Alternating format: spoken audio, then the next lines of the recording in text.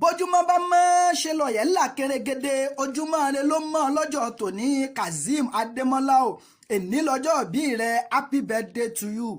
ó yẹ ká máa rántí ọjọ́ ìbí ẹni láyé ni mo ṣe ń bá dúpẹ́ lọ́wọ́ adániwáyé tó pa ẹ́ mọ́ lójú àbínú ẹni bó o ti ṣọdún eléyìí náà Èdùmàrè ò ní fi eléyìí ṣàṣemọ́ ẹ bá mi ṣàmì àdúrà ṣèbọ́dọọdún ní sápónrún ewé tuntun ọdọọdún ní pèrègùn rúwé ọdọọdún là ń rọ́mọ obì lórí àtẹ ọdọọdún ló máa lékún lówó ló máa lékún lọ́mọ àtàìkú tí ń ṣe baálé ọ̀rọ̀ ìran àkàlàmàgbò ní ṣaláìlẹ́gbẹ̀rún ọdún láyé ò ní kú kékeré ẹ bá mi ṣàmì àdúrà DJ Lomania lónìí máa bóun kí ọ ó ní kí ọ rẹ lé bàbá rẹ ìwọ ọlọmọ lálọmí ooo ìyẹ̀rú ọ̀kín ọlọ́fàmọ́jọ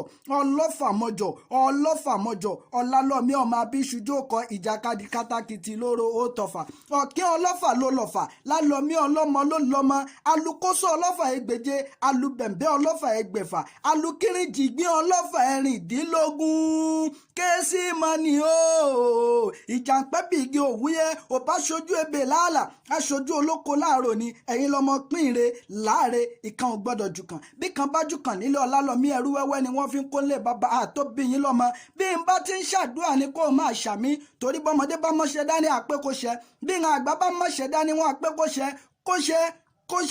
kóṣẹ́ báyìí ní tìlákọ̀ṣẹ́ gbogbo ohun tí ń bá sọ ni kó máa ṣe mọ́ ọ lára ò ní bá wọn nájà wéréwéré Èdùmàrè oníjó bá wọn nájà wàràwàrà ọmọ aráyé ò ní fẹ́ gbà fún ọ lóúnjẹjẹ ò ní mọ sàárì ọmọ láṣẹ lẹ́dùmarè iléeṣẹ́ rẹ ò ní jóná iwájú ló máa lọ ò ní dèrò ẹ̀yìn Kazeem Adémọ́lá o Kcee Money tí gbogbo èèyàn mọ̀ sí King of Shisha happy birthday to you.